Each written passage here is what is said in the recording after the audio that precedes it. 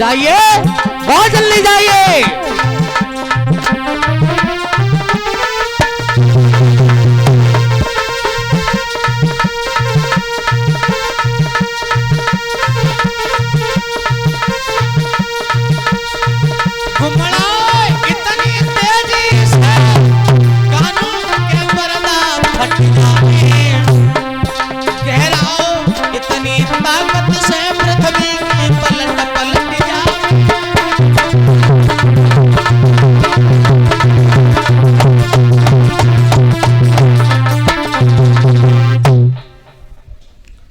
इतनी तेज से गरज हो जा करके कान के पर्दे फट जाएं, वो पृथ्वी के पलट पलट करके और जिनके आंगन में जल भर दो, रहना मुश्किल हो जाए। हमारा अपमान जो होता है उसका नतीजा उन्हें जा करके बता दीजिए। अब इंद्र की आज्ञा पा करके, आदेश पा करके मेघ चले जा करके जो उन्हें घनघोर बारिश की है। कैसे कि काले पीले नीले सफेद बादल पे बादल आने लगे, टूटने लगी बिजली ब्रज पे, टूटने लगी बिजली ब्रज पे, 49 पवन सन्नाने लगे।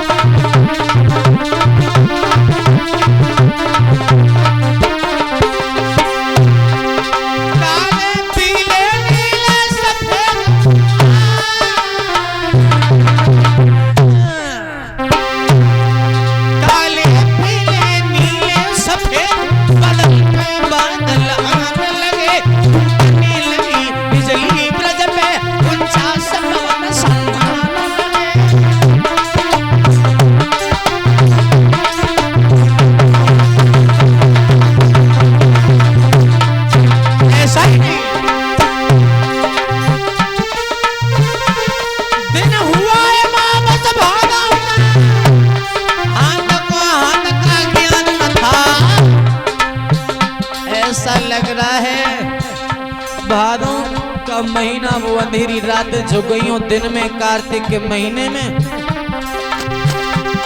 दिन हुआ अमावस भादों का, हाथ को हाथ का ज्ञान न था, सुध रही न भीतर बाहर की, सूरज का नाम निशान न था।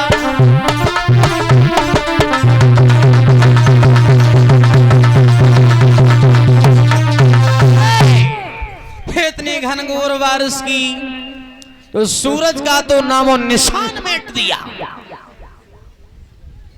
ये दादा श्री विजय किशोर जी की तरफ से 50 मुद्राओं का पुरस्कार आया। भगवान सदा सुखी शांति और सुख शांति समृद्धि पर भेंट करें जो इसी गांव सुपालपुर के निवासी। बोलिए गोविंद भगवान की।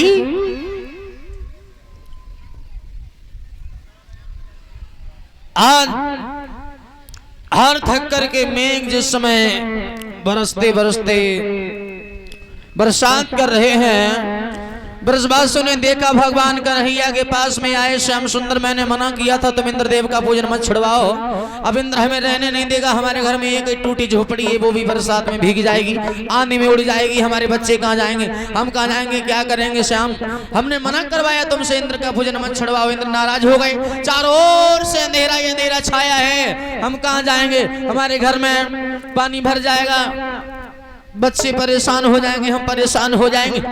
भगवान ने कहा है कि जिनकी पूजा की तुमने, दुनिया के लोग एहसान भूल जाएं नहीं चुका पाए, लेकिन धर्म के हित में पुण्य के हित में भगवान के हित में धर्म के क्षेत्र में पुण्य के क्षेत्र में तुमने कदम बढ़ाया है, अपना वक्त खर्च किया है, एक पैसा भी खर्च किया है, तो वो तुम्हारा बर्बाद होने वाला नहीं है, व्यर्थ में जाने वाला नहीं है। व्यर्थ जाए तन जन सभी, व्यर्थ जाए धन धाम, और व्यर्थ न जाता है कभी उस नारायण का नाम। हाँ, जिनकी पूजा की वो हमारी तुम्हारी रक्षा भी करेंगे। चलो आगे बढ़ी। भगवान देखा जिस पर्वत की पूजा करवाई भगवान श्याम सुंदर ने, 7 वर्ष की उम्र में भगवान आगे बढ़े और जाकर के अपनी सबसे छोटी गणेश का उंगली पर उस गिरी को धारण जिस समय किया है भगवान श्याम सुंदर ने, उस अपने बल और तेज शक्ति से तो सब ब्रजवासियों ने जब ये नजारा देखा तो हाय श्याम सुंदर, वारे श्याम सुंदर, तुम तो ये कहते थे कि हम क्या करें, हम क्या करें, और तुम तो ये कहते थे कि मैं कमजोर होता जा रहा हूँ। लेकिन श्याम सुंदर, अगर तुम कमजोर होते तो ये इतना वज्र सा और इतना बड़ा सा पर्वत तुमने कैसे उठा लिया, कैसे उठा लिया? भगवान कहने लगे देखो हम क्या करें, थोड़ी शक्ति थोड़ी ताकत माखन मिश्री की है, थोड़ी ग्वाल बालों की है, यशोदा मैया का आशीर्वाद है, और बाकी हम कुछ नहीं है। हमने गिरी को उदाहरण किया। अब सब ब्रजवासी इसके नीचे आ जाओ।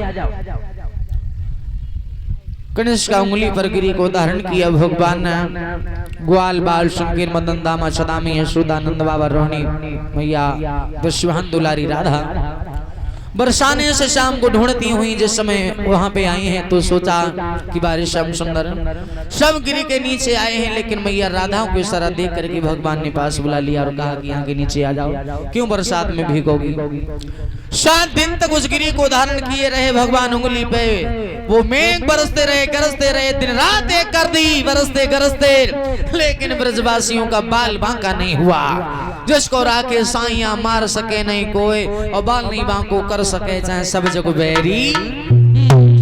भगवान जिसके पक्ष में हो फिर दुनिया चाहे विपक्ष खड़ी हो जाए, कोई फर्क पड़ने वाला नहीं है।